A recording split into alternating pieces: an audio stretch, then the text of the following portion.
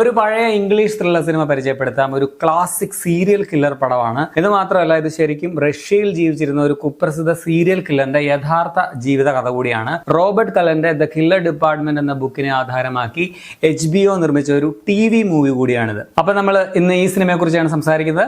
A movie recommendation. 1978 മുതൽ 1990 വരെയുള്ള കാലഘട്ടത്തിൽ റഷ്യയിൽ 52ഓളം പേരെ ക്രൂരമായി കൊലപ്പെടുത്തിയ ഒരു സീരിയൽ കില്ലർ. ഈ കൊല്ലപ്പെട്ടവരിൽ കുട്ടികളും സ്ത്രീകളും ഒക്കെയുണ്ട്, അതുപോലെ ആമ്പിളേരും പെമ്പിളേരും എല്ലാം ഉണ്ട്.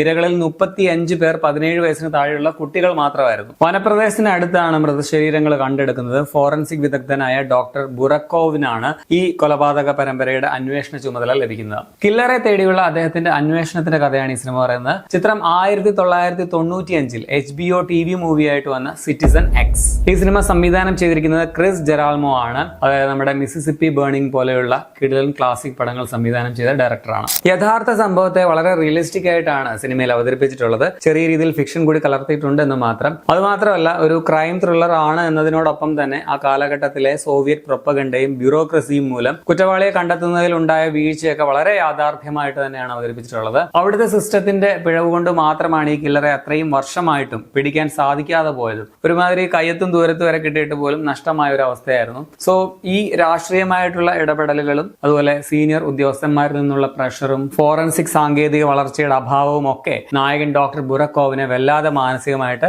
ഡൗൺ ആക്കുന്നുണ്ട്. ഇതിനെല്ലാം പുള്ളി എങ്ങനെ തരണം ചെയ്ത് കൊലയാളിയെ കണ്ടെത്തുന്നു എന്നുള്ളതാണ് ഈ പടത്തിന്റെ മെയിൻ ഹൈലൈറ്റ്. പിന്നെ ഇതിൽ കില്ലറെ ആദ്യം തന്നെ കാണിച്ചുകൊണ്ടാണ് പടം തുടങ്ങുന്നത്.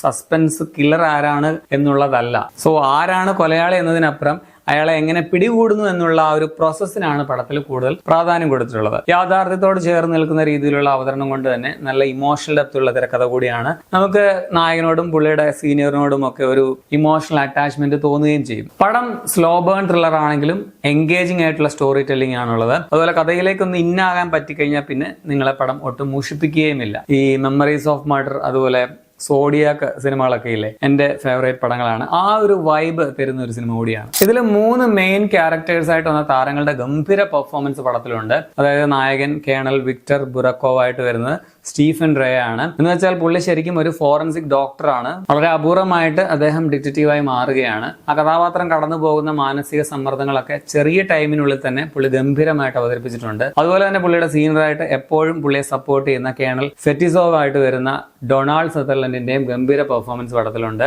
ആൻഡ്രേ ചിക്കറ്റിലോ എന്ന കഥാപാത്രമായിട്ട് അഭിനയിച്ച ജെഫ്രി ഡുമന്റെയും പെർഫോമൻസ് എടുത്തു തന്നെ പറയണം. TV മൂവി ആണെങ്കിലും ടെക്നിക്കലി മികച്ചൊരു സിനിമ കൂടിയാണ്. ക്യാമറ, പ്രത്യേകിച്ച് ആ ഒരു ലൊക്കേഷനൊക്കെ കാണാൻ ഭയങ്കര രസമാണ്. ഇത് ഷൂട്ട് ചെയ്തിരിക്കുന്നത് ഹംഗറിയിലാണ്. ബൂഡപെസ്റ്റിനടുത്തുള്ള ഹത്തുവാൻ റെയിൽവേ സ്റ്റേഷനൊക്കെയാണ് സിനിമയിൽ കൂടുതലായിട്ടും കാണിക്കുന്നത്. അതുപോലെ തന്നെ ഇതിന്റെ ബാക്ക്ഗ്രൗണ്ട് സ്കോറിനും നല്ല ഇമോഷണൽ ഇമ്പാക്ട് നൽകാനായിട്ട് സാധിക്കുന്നുണ്ട്. സിനിമ പതിഞ്ഞ താളത്തിൽ പോകുന്നത് കൊണ്ട് തന്നെ ഫാസ്റ്റ് പേസ് സിനിമകൾ ഇഷ്ടപ്പെടുന്ന ആൾക്കാർക്ക് ചിലപ്പോൾ കുറച്ച് മുഷിപ്പ് തോന്നാനുള്ള സാധ്യതയുണ്ട്. അവർക്ക് ഇത് ഇഷ്ടപ്പെടുമോ എന്ന് എനിക്ക് അറിയത്തില്ല. പക്ഷേ ഈ പടത്തിന്റെ ഒരു കഥയുടെ പ്രത്യേകതയൊക്കെ കൊണ്ട് നമുക്ക് ഭയങ്കര ഇൻട്രസ്റ്റിംഗ് ആയിട്ട് തോന്നുന്ന ഒരു സംഭവമാണ് പടത്തിലുള്ളത്. അതുകൊണ്ട് തന്നെ ആൾക്കാരെ ഇതിന്റെ വേഗത അത്ര ബാധിക്കുമെന്ന് എനിക്ക് തോന്നുന്നില്ല. നിങ്ങൾക്ക് താല്പര്യം തോന്നി തുടങ്ങിയാൽ പിന്നെ ഈ പടം ഒറ്റ ഇരിപ്പിൽ അങ്ങ് കണ്ടു തീർക്കും. എനിക്ക് അങ്ങനെയായിരുന്നു. എല്ലാവർക്കും അങ്ങനെ ആണോന്നില്ല. മൊത്തത്തിൽ ഒരു must watch classic slow burn ത്രില്ലറാണ് സിറ്റിസൺ എക്സ്. എന്റെ ഒരു പെർഫെക്റ്റ് ടൈപ്പ് ഓഫ് മൂവി ആയിരുന്നു. അതുകൊണ്ട് തന്നെ ഞാൻ ഒറ്റയടിക്ക് എൻജോയ് ചെയ്ത് കണ്ട ഒരു സിനിമയാണ്. സോ ഞാൻ ഈ സിനിമ നിങ്ങൾക്ക് വേണ്ടി റെക്കമെൻഡ് ചെയ്യുകയാണ്. ഞാനാണെങ്കിൽ ഈ പടം ഒരുപാട് കാലം ഇങ്ങനെ കാണണമെന്ന് വിചാരിച്ചിരുന്നിട്ട് കാണാതെ ബാക്കി വെച്ചിരുന്ന ഒരു സിനിമയാണ്. എന്തുകൊണ്ടാണെന്ന് എനിക്ക് ഇപ്പോഴും മനസ്സിലാകുന്നില്ല. ഏതായാലും ലാസ്റ്റ് ഇന്നലെ ഞാൻ വൈകിട്ട് ഒറ്റ ഇരിപ്പിന് കണ്ടു തീർക്കുകയായിരുന്നു. ഈ സിനിമ നിങ്ങൾക്ക് ജിയോ ഹോട്ട്സ്റ്റാറിൽ ഇപ്പോൾ കാണാൻ പറ്റും. 1 മണിക്കൂർ 45 മിനിറ്റ് ആണ് സിനിമയുടെ റൺ ടൈം. റഷ്യൻ ചുവയുള്ള ഇംഗ്ലീഷ് ആണ് ഇതിന്റെ ഒറിജിനൽ ലാംഗ്വേജ് എന്ന് പറയാം. മറ്റു ഭാഷകളിലൊന്നും തൽക്കാലം ഡബിംഗ് ഒന്നും അവൈലബിൾ ഒന്നും അല്ല. വയലൻസ്, സെക്ഷുവൽ സീൻസ്, ന്യൂഡിറ്റി ഒക്കെ ഉള്ളതുകൊണ്ട് പടം 18+ ആണ്. അത് ഓർക്കുക. അപ്പൊ നിങ്ങൾ ഈ പടം കണ്ടുള്ളവരാണെങ്കിൽ നിങ്ങളുടെ അഭിപ്രായം കമന്റിൽ രേഖപ്പെടുത്തുമല്ലോ. ശരിയാണ്.